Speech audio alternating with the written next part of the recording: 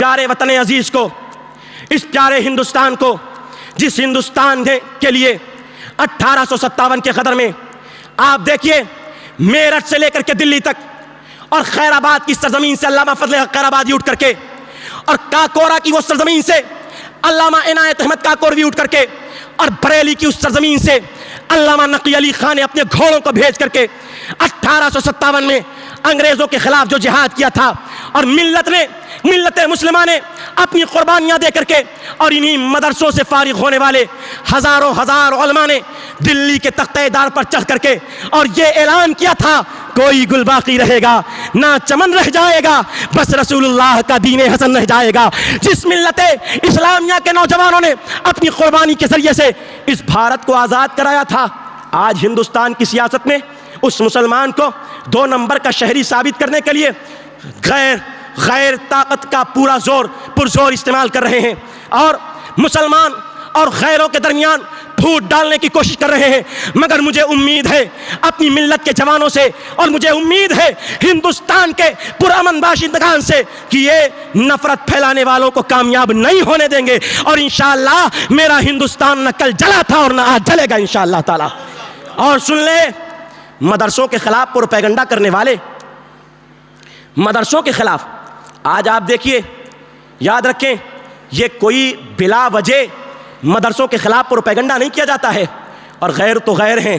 آج اپنے میں بیٹھ کر کے کتنے ایسے ہیں انجینئر، کتنے ایسے ہیں ڈاکٹرز، کتنے ایسے معاذ اللہ کالج میں پڑھنے والے پروفیسر، ذرا سا دنیا کی تعلیم کیا جان گئے، تھوڑی سی دولت کیا گئی، گھر میں بیٹھ کر کے جو مسلمان اپنی جیب خاص سے ان مدرسوں کا تعاون کر کے، جو غریب بچوں کو پڑھا کر کے دین کی تعلیم حاصل کروا کر کے، جو دین کا محافظ بنا کر کے منبر اور محراب کو سونپتا ہے، آج ان مدرسوں کے خلاف پروپیگنڈا یہ سنتے ہیں تو یہ مسلمان بھی ان کی ہاں میں ہاں ملاتے ہیں۔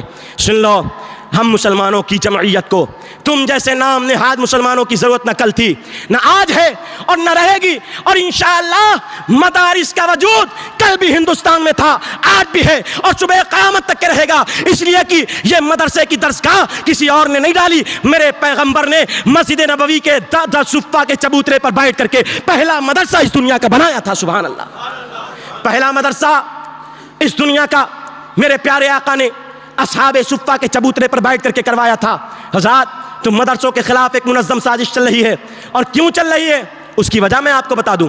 یہ چاہتے ہیں مدرسے بند ہو جائیں، بین ہو جائیں، اور دین کی گہرائی اور گہرائی سے علم رکھنے والے، جو دین کے گہرائی اور گہرائی کو سمجھنے والے جب دنیا میں نہیں رہیں گے تو غیر مسلم کوئی ایک شوشہ اسلام کے خلاف چھوڑے گا، اور اس کا جواب دینے والے جب سامنے نہیں ہوں گے، اس کا جواب دینے والے جب دھرتی پر موجود نہیں ہوں گے، کیونکہ مدرسہ ختم ہو گیا تو یہ منبر کسی پینٹ شرٹ والے کے حوالے کر دیا جائے گا، یہ منبر کسی ٹائی اور کوٹ والے کے حوالے کر دیا جائے گا، تمہارے جنازے کوئی ٹانگیں پھاڑ کر کے پڑھانے والا سامنے کھڑا ہو جائے گا، اور دنیا کا وہ جو جھوٹا مکار اور دنیا کی ٹیکنالوجیز کا سہارا لے کر کے دنیا کو دھوکہ دینے والا، یہ تمہارے منبروں پہ قابض ہو کر کے اپنا من مانا دین بیان کرے گا۔ اس لیے ہوشیار، مدرسوں کے خلاف جو پروپیگنڈا چل رہا ہے، اس پروپیگنڈے میں ہرگز مت آئیے گا، ہرگز مت آئیے گا، ہرگز مت آئیے گا، ورنہ یاد رکھیے،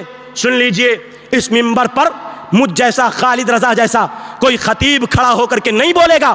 جس دن ہندوستان سے مدرسے ختم ہو گئے تو جو اندلس میں مسلمانوں کا حال ہوا کہ آج وہاں غرناطہ اور الحمرا، اسپین میں غرناطہ اور الحمرا جیسی 2 اسلامی یادگار کے علاوہ 800 سال تک مسلمانوں نے اسپین پہ حکومت کی، مگر اس کے باوجود آج مسلمانوں کا اسپین میں ایک اسلامی نشان نہیں ہے، ایک اسلامی نشان موجود نہیں ہے۔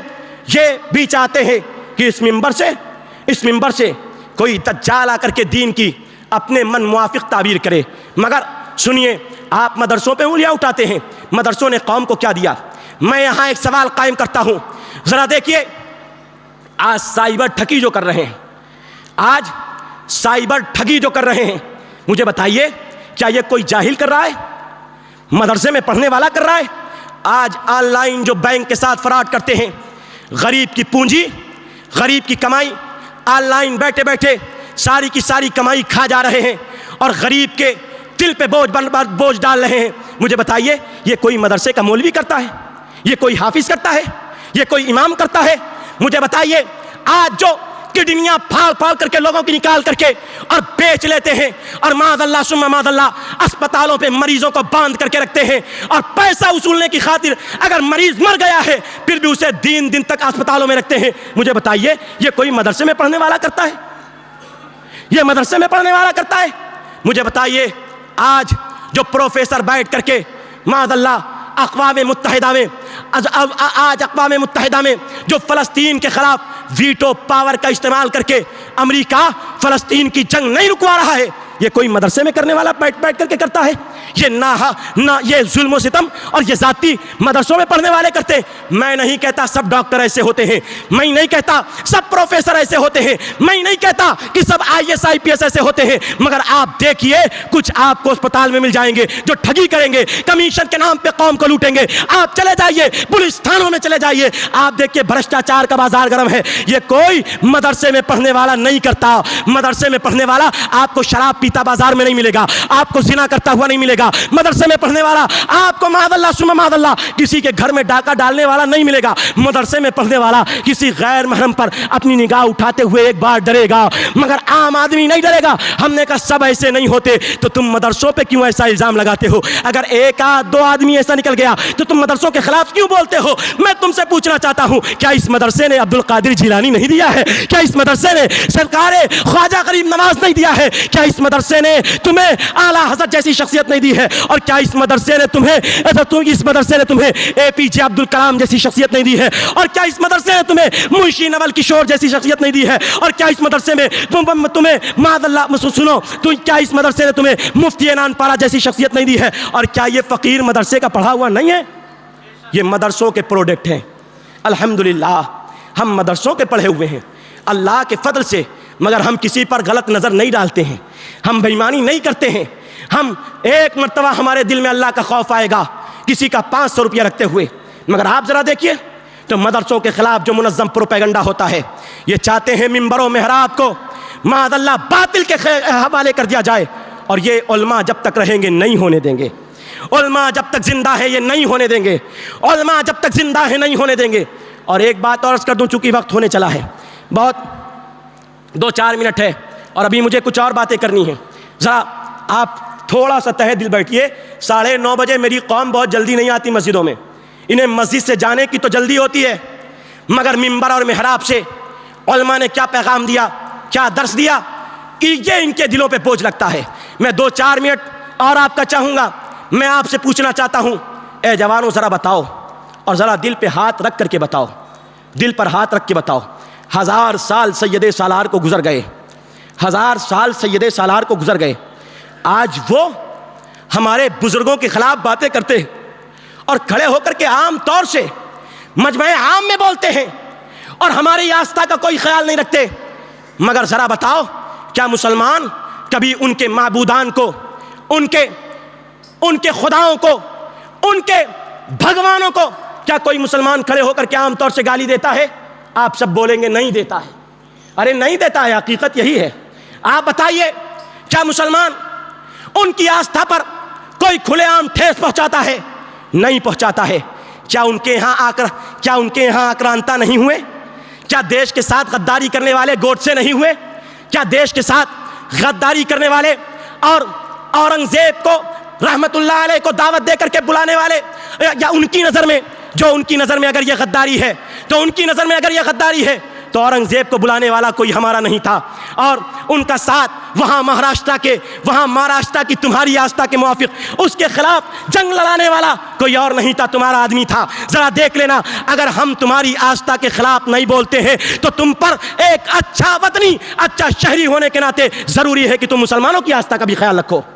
1000 سال پہلے کیا ہوا ہم نہیں جانتے اور نہ ہم جاننا چاہتے ہیں، کیونکہ ہم 1947 کے بعد ملک کو جانتے ہیں اور 1947 کے بعد ملک کو جاننا چاہتے ہیں. 1000 سال پہلے کیا ہوا ہمیں نہیں معلوم، مگر سارا مسلمان ہماری زبان کے ساتھ زبان ملا کر کے کہے گا کہ انشاءاللہ سید سالار کے خلاف کوئی کتنا بھی بول لے، آج منبر سے ڈنکے کی چوٹ پر کہتا ہے یہ خالد رضا کہ سید سالار سے یہ مسلمان کل بھی عقیدت رکھتا تھا، آج بھی رکھتا ہے، اور انشاءاللہ صبح قیامت تک کے رکھتا رہے گا انشاءاللہ۔ ارے سب بولیے انشاءاللہ۔ آپ کی آواز آنی چاہیے، میں اس لیے کہہ رہا ہوں، ذرا دیکھیے، اگر اس مسئلے کے لیے ہتھکڑیاں پڑیں تو سب سے پہلے انشاءاللہ عز و جل، سب سے پہلے انشاءاللہ عز و جل، انشاءاللہ ایمان بیچنے والے مفتی نانپارہ نے نہیں دیے۔ الحمدللہ سن لو، الحمدللہ آج میں کہہ رہا ہوں، ایمان بیچ کے کھانے والا یہ پوتا نہیں پیدا کیا مفتی نانپارہ نے۔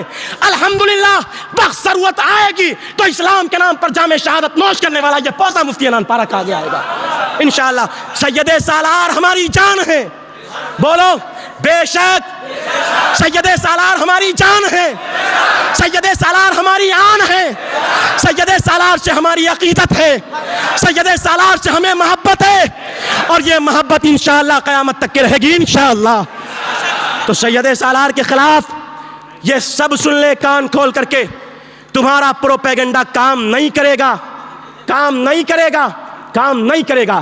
تم جتنا بھی تیاری کرنا چاہو 2027 کی کر لو، مگر انشاءاللہ اسی بھارت کا مسلمان اور بھارت کے دوسرے ہمارے بھائی، وطنی بھائی، یہ سب ثابت کر دیں گے کہ تمہاری اوقات کیا ہے انشاءاللہ تعالی، انشاءاللہ تعالی۔ بس میں یہ آخری بات عرض کر کے آپ کے سامنے رخصت ہو جاؤں، سن لو، امت مسلمہ ہے یہاں نانپارہ میں رہنے والا، یہ نانپارہ میں رہنے والا امت مسلمہ کی قومیت اور جمعیت یہ آخر فلسطین کا مدعا کیوں اٹھاتی ہے؟ آخر یہ دیگر دنیا میں کسی اور مقام پر مسلمان پر ظلم و زیادتی ہونے والی ہوتی ہے تو یہ آواز اور اس کے دل سے آواز کیوں نکلتی ہے؟ سنو مصطفیٰ کی حدیث سنو، میں لایا تو بہت کچھ تھا، وقت نہیں ہے، سنو مصطفیٰ کی حدیث سنو۔ اللہ کے نبی فرماتے ہیں مثل المؤمنین فی توادہم وتراحمہم وتعاطفہم کمثل الجسد اذا اشتکا عضوا تداعی لہو سائر جسدہ بالسہر والحمى او کما قال النبی صلی اللہ علیہ وسلم۔ پیارے آقا فرماتے سنو، مسلمان کی مثال آپس میں رحم دلی کرنے پر، ایک دوسرے پر دست شفقت پھیرنے میں، ایک دوسرے سے تعلق میں، سنو مسلمان کی مثال ایک جسم کی مانند ہے۔ اگر جسم کے کسی ایک عضو کو تکلیف ہوتی ہے تو سارا جسم بے خوابی اور درد میں مبتلا ہو جاتا ہے۔ اسی طرح مسلمان دنیا کے کسی کونے میں رہے، عرب میں رہے، عجم میں رہے، افریقہ میں رہے یا بر اعظم امریکہ میں رہے، کسی مقام پہ مسلمان رہے، اگر مسلمان کے کسی بھائی کو تکلیف ہوگی تو مسلمان یہاں پر تڑپے گا، تڑپے گا، تڑپے گا، کیونکہ مصطفیٰ نے ہمارا رشتہ محض دولت کے ساتھ نہیں جوڑا، محض خون کے ساتھ نہیں رشتہ جوڑا، مصطفیٰ نے ایک مسلمان کو دوسرے مسلمان کے ساتھ ایمان کے ساتھ جوڑا ہے، اور ایمانی رشتہ قائم رہے گا انشاءاللہ۔ ہاں تو سن لو، مسلمان کا بھائی ہے، نہ اس پر ظلم کرتا ہے، نہ اسے رسوا کرتا ہے، نہ اس کی توہین کرتا ہے، اور مصطفیٰ فرماتے ہیں التقویٰ ہا ہنا، التقویٰ ہا ہنا، التقویٰ، 3 مرتبہ اشارہ فرما کر کے سینے کی طرف فرماتے ہیں التقویٰ ہا ہنا، التقویٰ ہا ہنا، التقویٰ ہا ہنا۔ سنو، دل کی اصلاح اور تقویٰ پرہیزگاری یہاں ہوتی ہے، دل میں ہوتی ہے۔ سنو، اصلاح نفس یہاں ہے، اصلاح نفس یہاں ہے۔ تو سن لو، میرے آقا فرماتے ہیں کل المسلمی علی المسلمی حرام دمہ ومالہ وعرضہ، مسلمان پر مسلمان کا خون حرام ہے، مال حرام ہے، اس کی عزت آبرو ریزی کرنا حرام ہے، حرام ہے، حرام ہے۔ تو انشاءاللہ ہم سب متحد ہو کر کے بھائی بھائی بن کر کے رہیں گے۔ آخر میں آپ سے گزارش کروں گا، آپ کی یہ راجہ مسجد الحمدللہ کئی سالوں سے تعمیر ہو رہی ہے، اور انشاءاللہ تعمیر مکمل ہوگی، اس کی دھیرے دھیرے ہوگی، باہر سے کوئی چندہ نہیں ہوتا، اللہ کا فضل ہے میری راجہ مسجد کا، میری راجہ مسجد کا باہر سے کوئی چندہ نہیں ہوتا، نانپارہ والوں اسے آپ نے ہی تعمیر کروایا ہے۔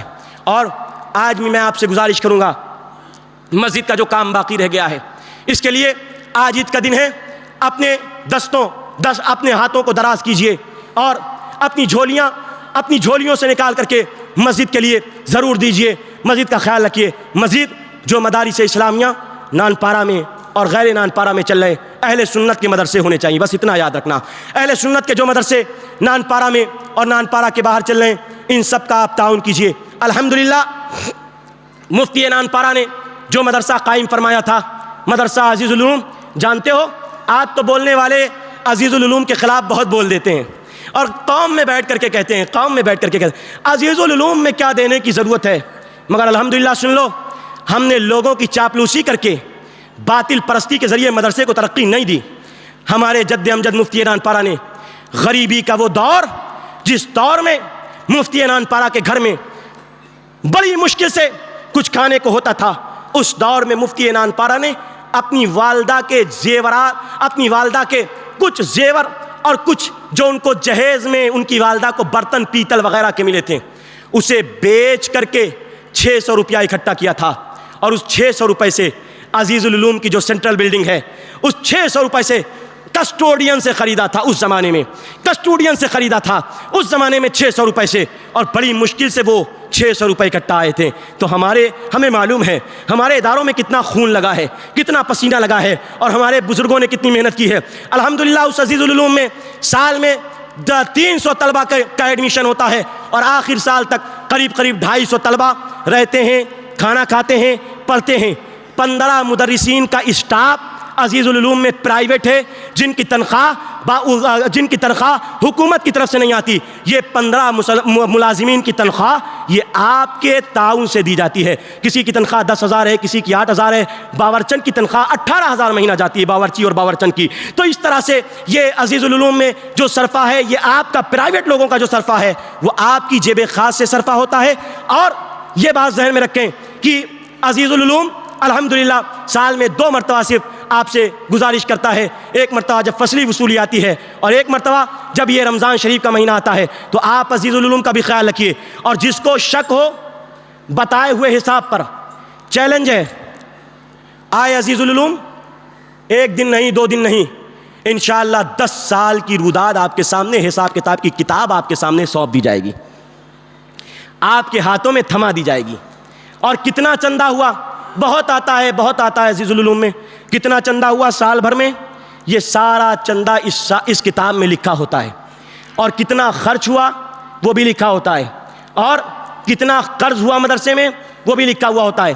پچھلے سال مدرسے میں جو کل رقم آئی وہ 28,32,754 روپیہ، 28 لاکھ، پھر سن لیجئے، 28,32,754 روپیہ کل خرچ مدرسے میں، کل آمد ہوئی، اور کل خرچ جو مدرسے میں ہوا 36 لاکھ کا، 36 لاکھ سے کچھ اوپر، کیونکہ 40 لاکھ کی مدرسے کے لیے صرف جو مدرسے میں قادری ڈائننگ ہال ہم بنانا چاہتے ہیں بچوں کے لیے، قادری ڈائننگ ہال کے لیے 40 لاکھ 20,000 کا سودا اسی سال ہوا۔ آپ آئیے وہاں دیکھ لیجئے۔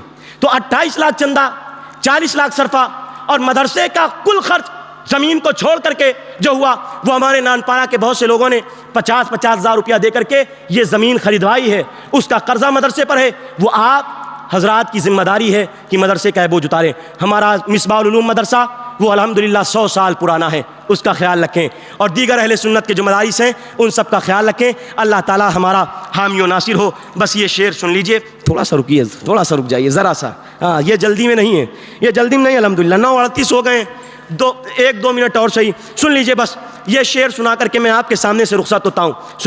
سنو، توحید و رسالت کی خاطر ہر باطل سے ٹکرائیں گے انشاءاللہ، توحید و رسالت کی خاطر ہر باطل سے ٹکرائیں گے، ہم فکر مدینہ کا پرچم ہر چوٹی پر لہرائیں گے، اور معبود فقط ہے ایک خدا، مسجود فقط ہے ایک خدا، ہم اللہ کی صداؤں سے سینوں کو پھر گرمائیں گے۔ اور کیوں شرک کے فتوے لگتے ہیں توحید کے ان متوالوں پر، ان کج فکر خطیبوں کو ہم راز توحید بتائیں گے، اور تعظیم نبی کا سنتے ہی جنہیں سوزش سی ہو جاتی ہے۔ سنو ان فرقوں کو جو نئی جماعتیں آئی ہیں، سنو جو نئے فرقے آئے، کسی طرف جانے کی ضرورت نہیں۔ سید سالار نے جو دین دیا ہے وہ کافی ہے ہمارے لیے، غریب نواز نے جو دین دیا ہے کافی ہے، احمد رضا نے جس دین کی حفاظت کی ہے وہ دین ہمارے لیے کافی ہے۔